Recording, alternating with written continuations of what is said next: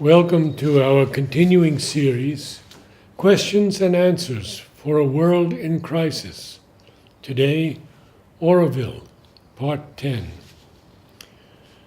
Mother, one suddenly sees it's a certain region there, a region in the Earth atmosphere, vast and imperishable, where things take on a new importance, which sometimes belies appearances, and one sees a sort of great, immense current carrying circumstances and events along towards a goal. Always the same goal, and through very unexpected paths. It becomes very vast, and despite the horror of details, as a whole, it takes on a very smiling rhythm. Now I remember, this whole experience came after I saw a book that was published quite recently in India, in English, which they entitled The Role of Honor, and in which there is a photo and a short biography of all those who died in the fight against the British for India's freedom. There were photos everywhere, lots of them. Some were only photos the police took after they had just been killed and were lying on the ground. And it all brought a certain atmosphere, the atmosphere of those disinterested, good-willed people who meet with a tragic fate. It had the same impression on me as the horrors of the Germans during the war over there. These things are obviously under the direct influence of certain adverse forces. But we know that the adverse forces are, so to say, permitted to work through the sense of horror. In fact, in order to hasten the awakening of consciousness. So then, that experience, which was very strong, and was very like the one I had when I saw the photographs of German atrocities in France, put me in contact with the vision of the human, terrestrial, modern error, parentheses. It's modern. It began these last 1,000 years and has become more and more acute in the last 100 years, with the aspiration to counterbalance that. How to do it? What is to be done? And the answer? That's why you have created Auroville. There is a perception of forces. The forces that act directly in events, material events, which are illusory and deceptive.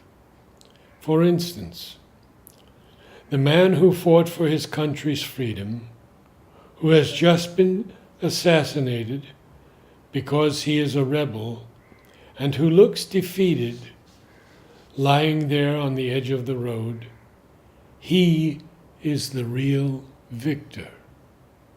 That's how it is. It clearly shows the kind of relationship between the truth and the expression. Then, if you enter the consciousness in which you perceive the play of forces and see the world in that light, it's very interesting.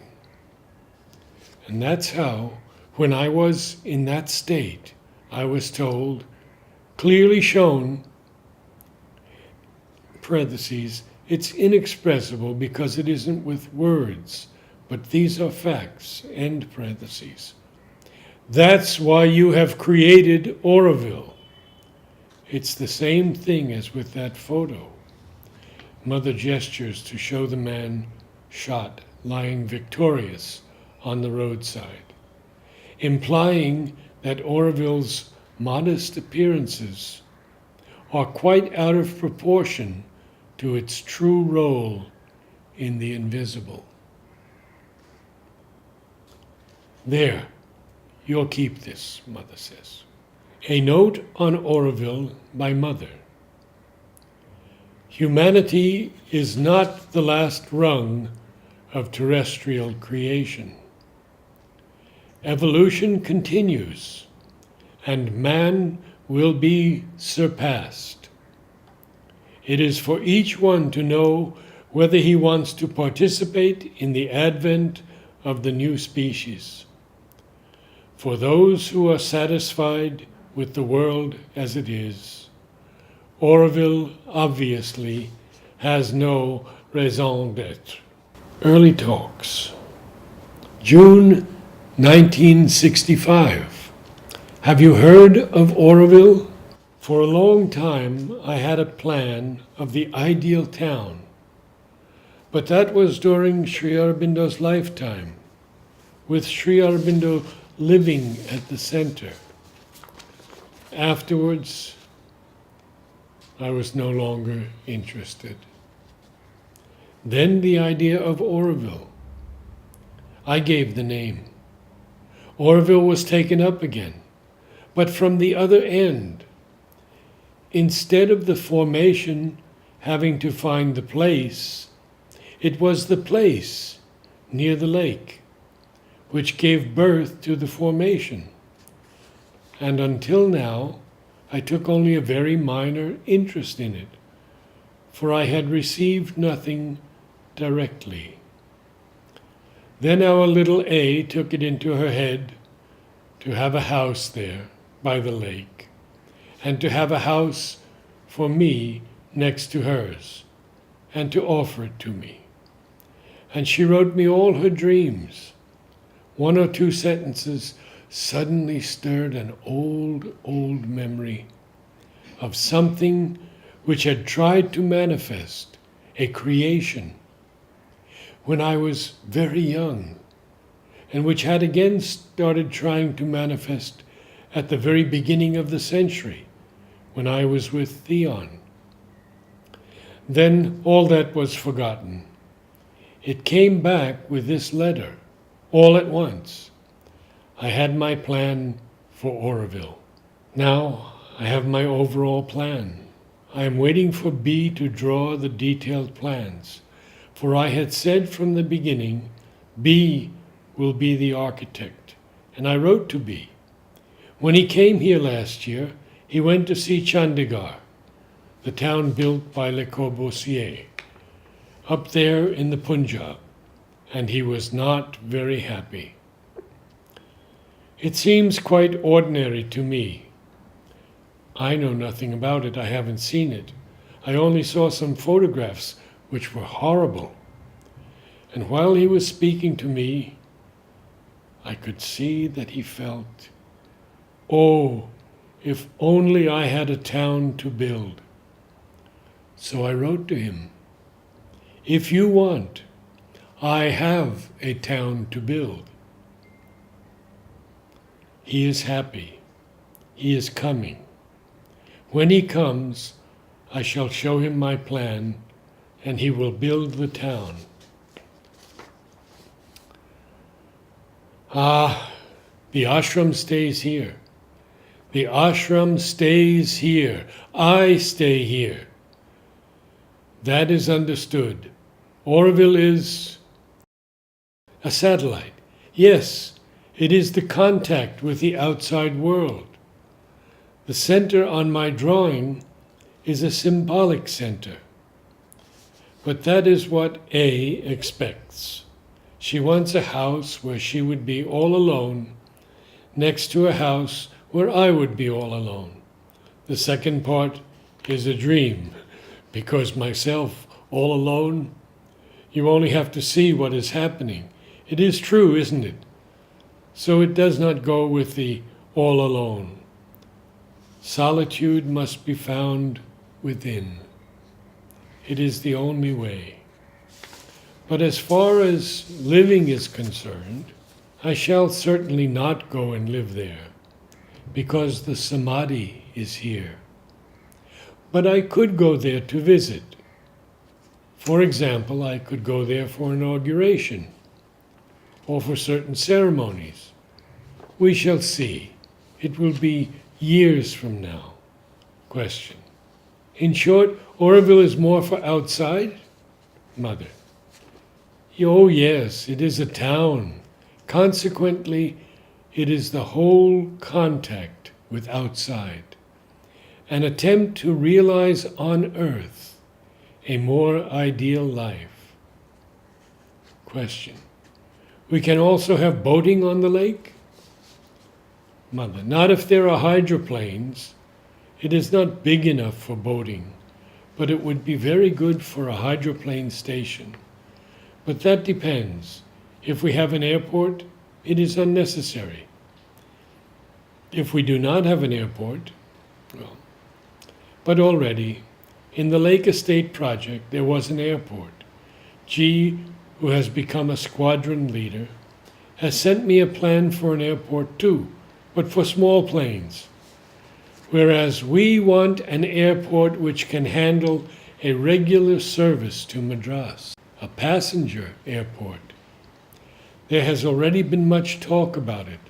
There were discussions between Air India and another company. Then they could not come to an agreement. All sorts of petty, foolish difficulties. But all that, with the growth of Auroville, will fall away quite naturally.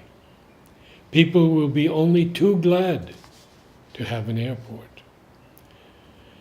No, there are two difficulties. Small sums of money, we have to be precise. What the government can loan, what people give to have a plot, it is coming.